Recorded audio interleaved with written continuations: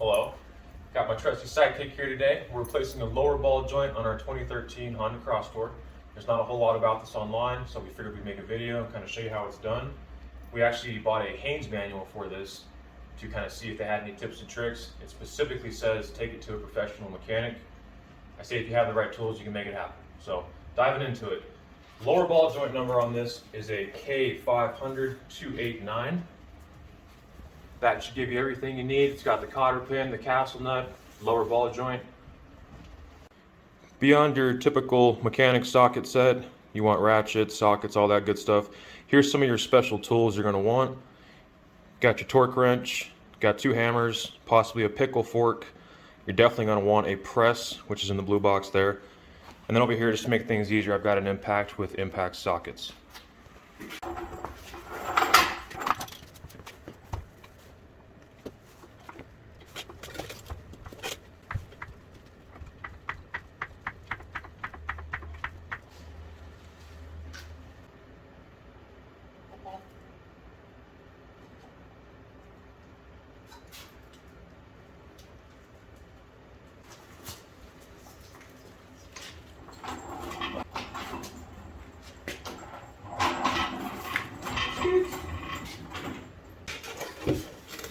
First thing you want to do is take off the wheel. I think it's a 19 millimeter.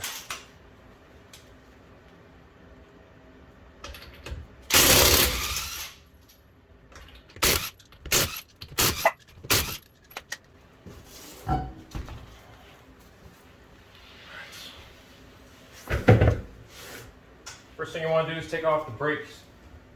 In order to do that, there's 2 bolts behind this. It's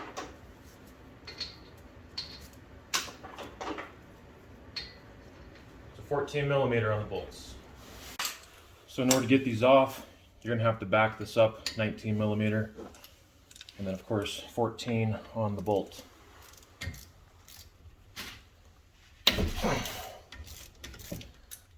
Do the same on the bottom.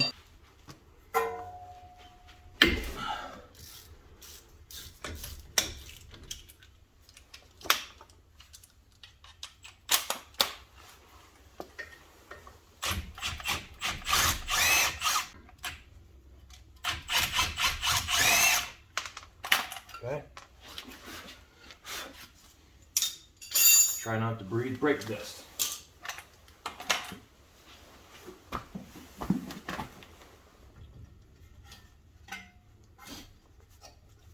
Sometimes these can be a little tight. You might have to use a pry bar. Ours came right off. You definitely want to secure this out of the way. For now, I'm going to put that there and grab zip ties.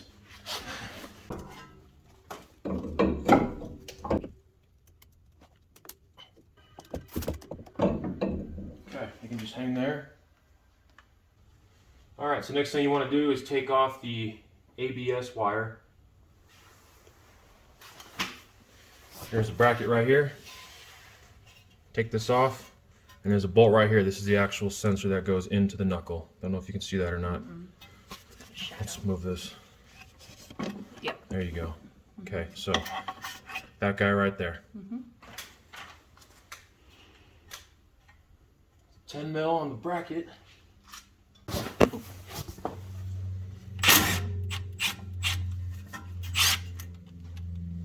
Okay, just move that out the way. You still have to take off the ABS sensor in the knuckle there.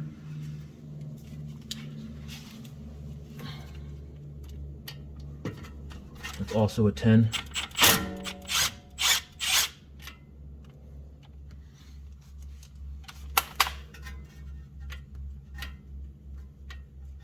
Okay, we're probably gonna need a flathead, pry that out.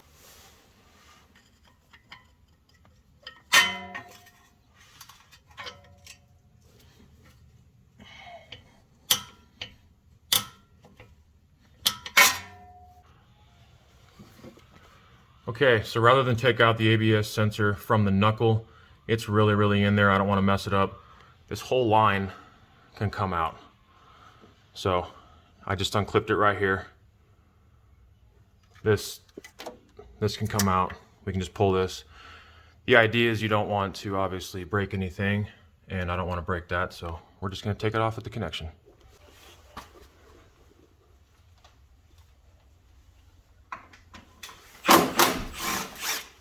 Another 10 mil on the bracket.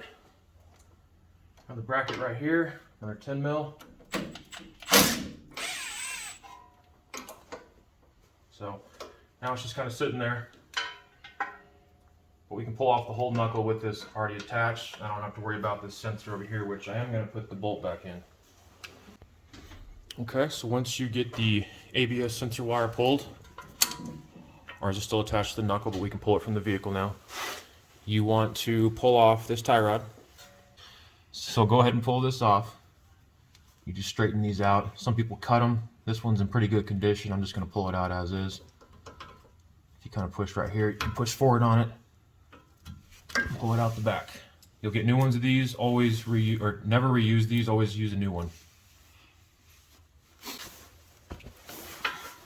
Okay, this is a 19.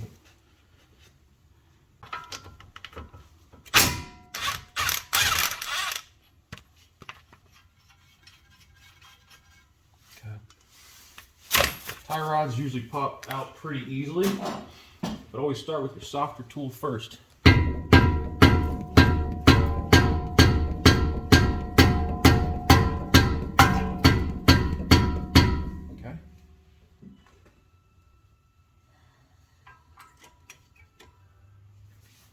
One little trick so you don't mess up the threads, since I'm going to use a actual steel hammer.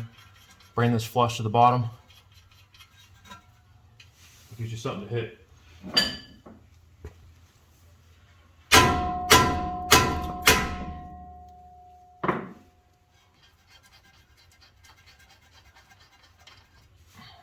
Get that back on there, you don't lose it. Mess up the threads. Okay.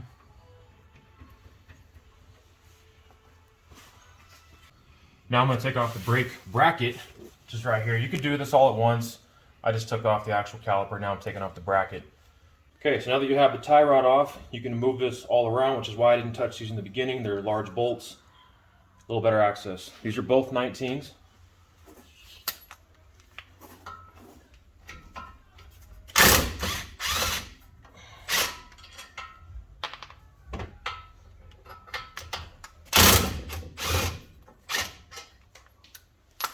Okay, this will just pull out the way. To pull off this cotter pin.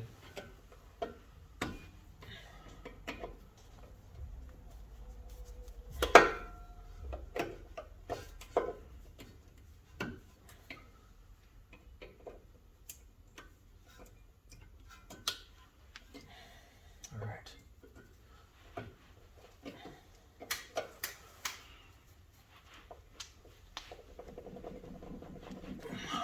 So this one might be easier to cut.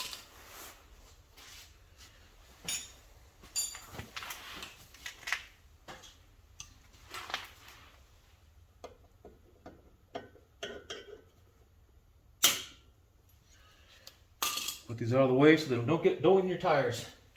That's bad stuff.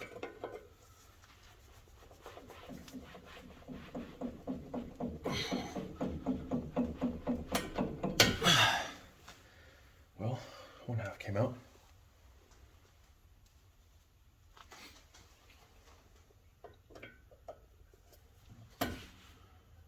Stubborn. Piece by piece.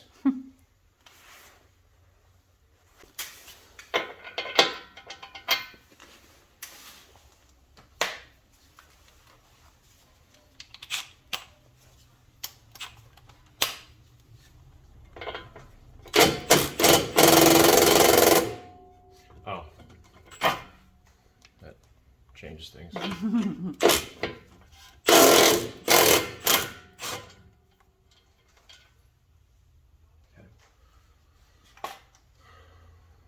So one little trick is I'm going to put this back on.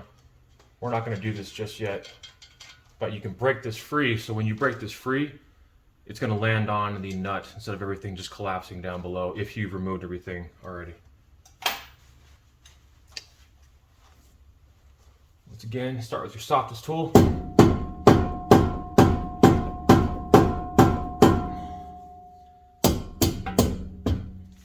So I'm going to the steel hammer so I don't damage the threads. Again, bring that even with that.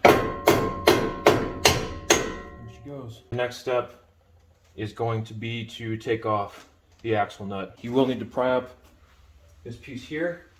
Just use a flathead. Where's my hammer?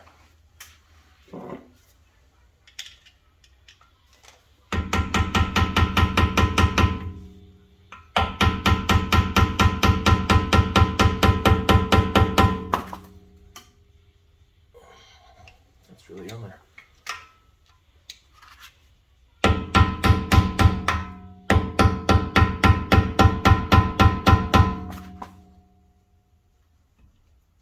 There. Kind of gets it out of that groove so you can actually pull the nut off.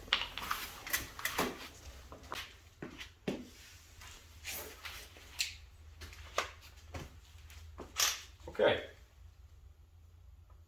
Now it is time to take off the axle nut. You will need a 36 millimeter. 36 millimeter.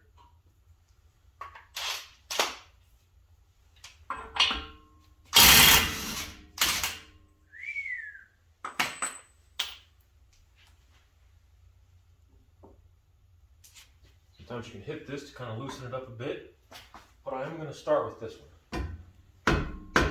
There, see how it just freed up?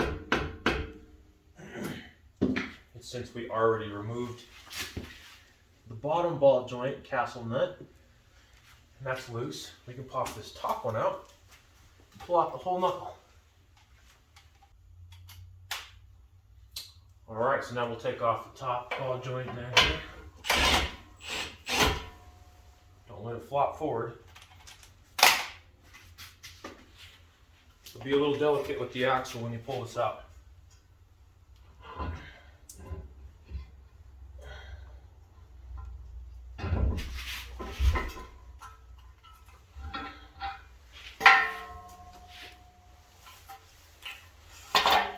Alright, got your whole knuckle out. Alright. That doesn't look like that's going to go anywhere. Sometimes it looks like it's going to flop around, tie it up, but I'm going to leave it. Okay, so now that we've got the knuckle out, there's a clearance issue.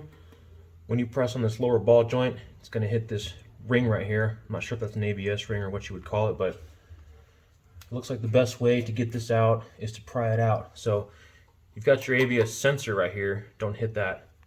There's a little lip right here.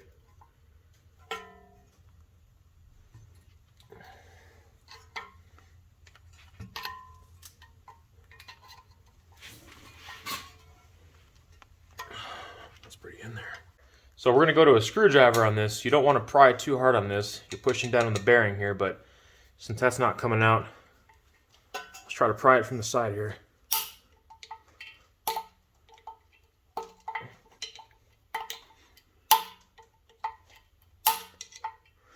Just little by little.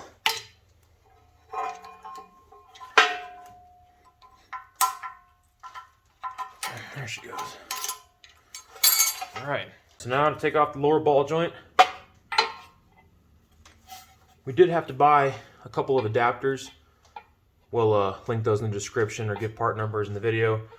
But more or less, I'm just pushing up on this to get this suction out of the way. And this is going to push directly on up this.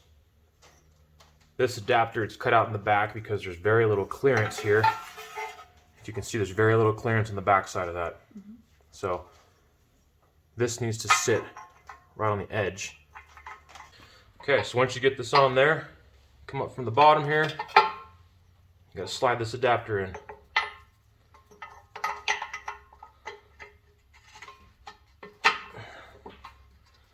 It is very tight clearance. Yes.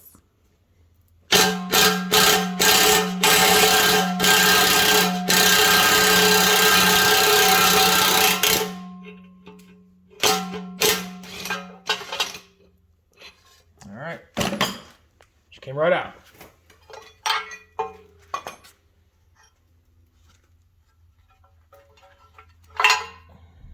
There it is. Alright, so now we got to clean out the cavity for the ball joint. You're going to want some brake cleaner, rag for this.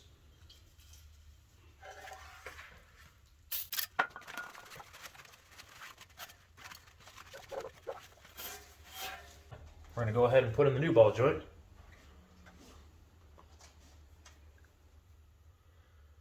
Sometimes these have an orientation on them.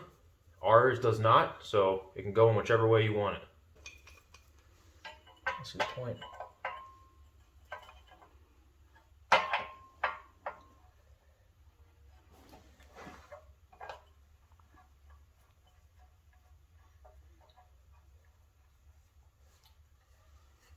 All right, make sure everything is lined up. Make sure you're centered on everything. So the idea is that we're now pushing against this, which is going to draw this in.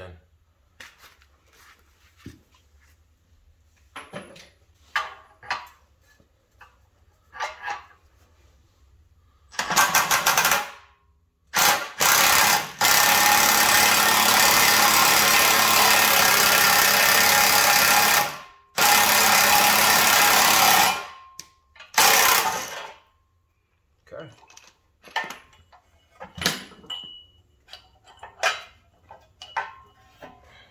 Alright, so now you need to put in this ring here. I don't actually know what this is called, an axle retainer ring maybe. But if you look at it, there's a little lip on the back here. That lip goes down. Okay, so I'm on the corners of the lip right there. Just bring it down. Doesn't have to be perfect, but if you kind of look, there's a little bump up right here. That needs to land right over that sensor. Screwdriver, chisel, whatever you think will work.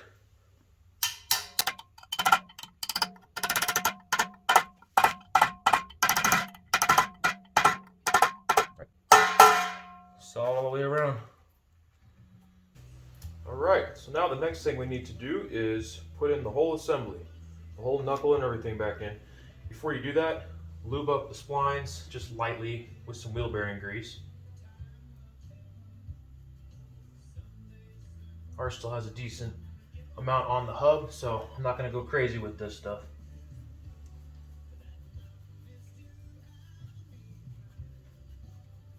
Okay. Probably the easiest way to do this is going to be to probably align the axle, get that in, then get the lower ball joint, then the upper.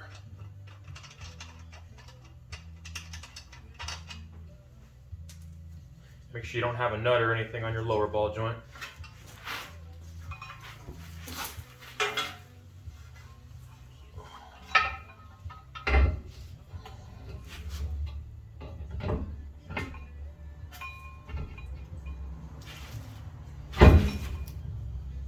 Lower just popped in.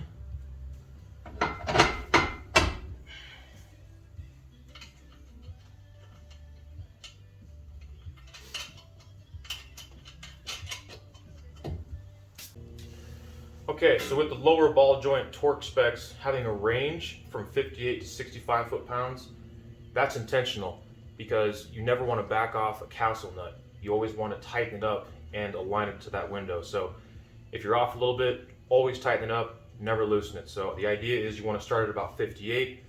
If it lines up there, we can throw the castle nut in. That's good. You may need to go up to 65 though. So I'm setting on 58 here.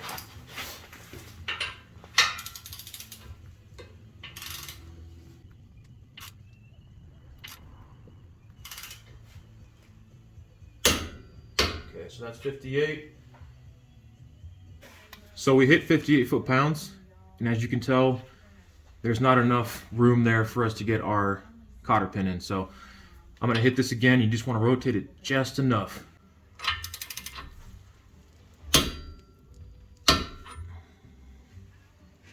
We're getting pretty close.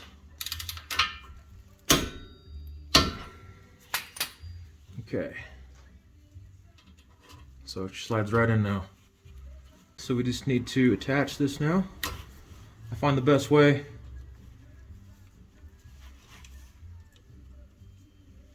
Bring it up. And I like to wrap this towards this way. No one's hands are really going to be here a whole lot whereas you put it on the outside, it can catch things. Some people cut them. The whole idea is you don't want the nut coming off, so as long as this is on there, you're golden.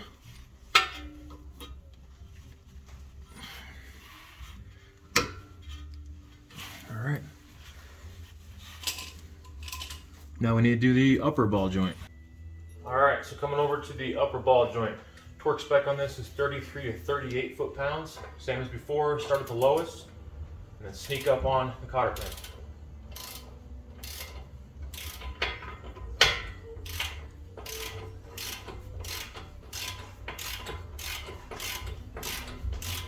So the ball joint internally is actually spinning as we're trying to tighten this. There's a couple different ways of doing it. If you use an impact, you can usually get it to tighten on to the point that it'll at least grab with enough force that you can tighten the nut to get that torque spec and the ball joint won't spin. Otherwise, beyond that, you may have to get a wrench on this, possibly hold the threads, but I'm just going to give it a quick zap with this.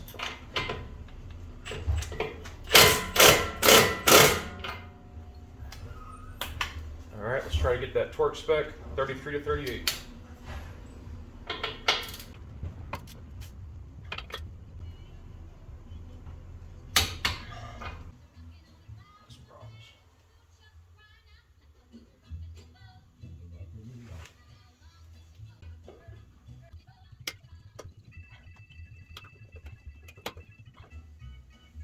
With this tie rod still off, we're able to move the whole assembly here.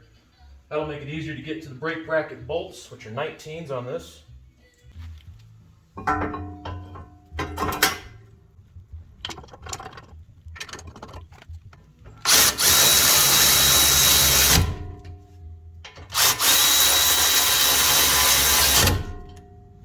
All right, these are 80 foot-pounds.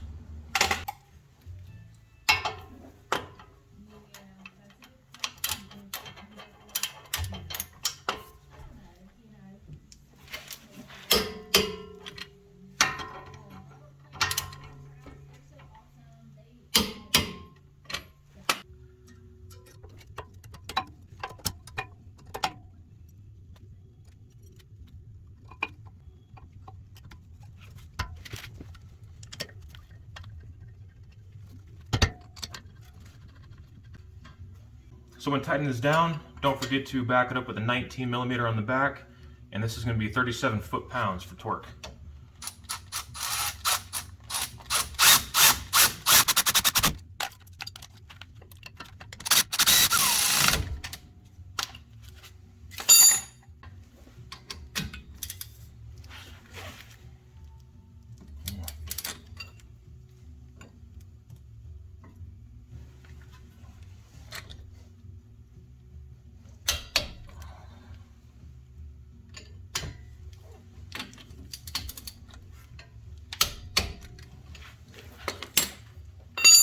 Okay, now we can throw the tie rod on.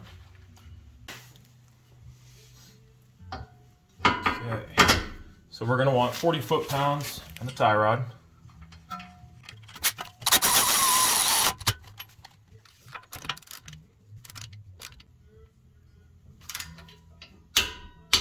£40 Now you do have a cotter pin on this as well, but it's not a castle nut.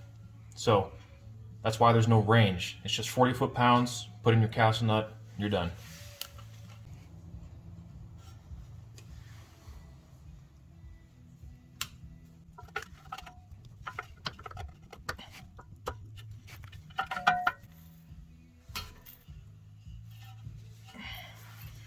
There you go.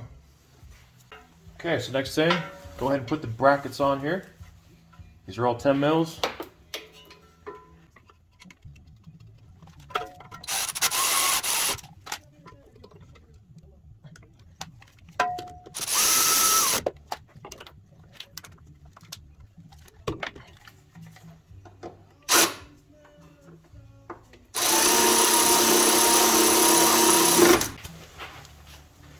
Alright, now we just need to plug in the connector.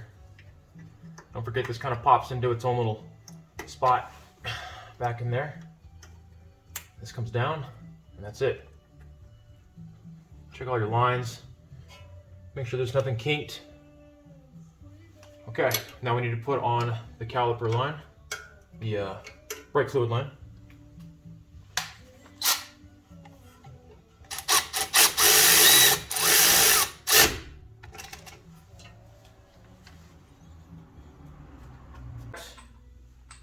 The torque spec on this is going to be 242 foot-pounds. So, tight as hell.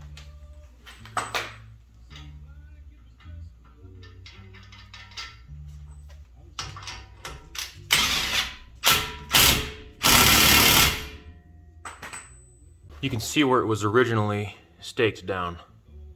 So it looks like we're real close. I mean, that's a couple ugga-duggas. I'd say that's probably pretty precise as far as technical terms go, but we're gonna put the torque wrench on it, see how close we can get to 242 foot-pounds. That's what it calls for. And then we'll throw the wheel back on. Doesn't give you a ton of room there, does it?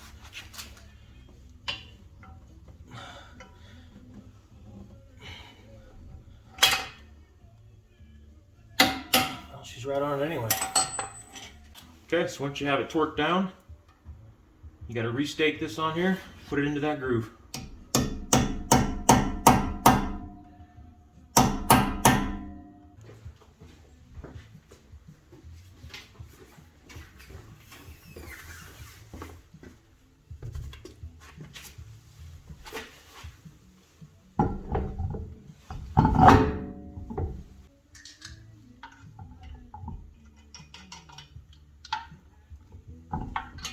Your lug nuts are 80 foot-pounds as well.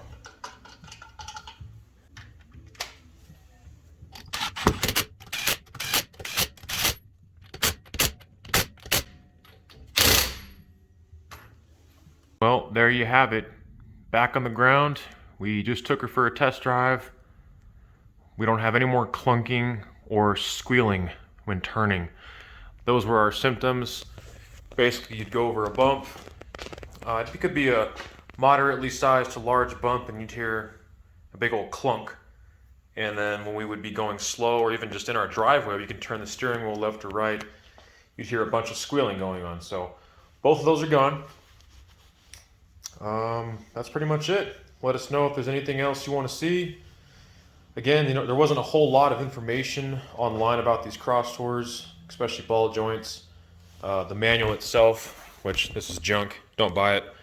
If you're looking for information, there's some info in here. But if you need stuff for, you know, ball joint repair or anything that has to do with the axles, it literally says take it to a professional mechanic.